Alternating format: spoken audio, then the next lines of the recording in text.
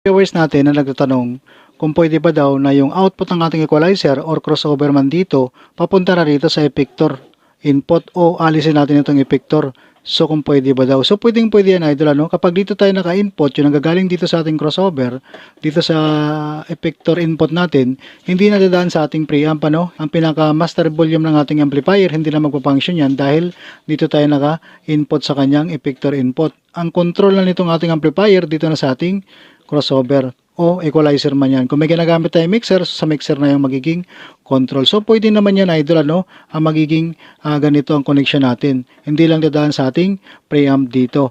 Hindi na dadaan sa ating mga tone control dahil naka-bypass na tayo dito. Pero pag dito tayo nag-input sa ating audio input dito ng ating amplifier, makokontrol pa rin natin yung ating master volume dito. Pahinaan natin palakasan dito sa ating amplifier, magagawa natin yan kapag dito tayo naka-input sa kanyang audio input dito. Pero kung gusto natin na padaanin pa rin sa ating preamp, may control pa rin yung ating master volume dito sa ating amplifier, dito tayo mag-input sa kanyang audio input. Itong tape, tuner, CD at saka BCD. Yan ang kanyang audio input dito.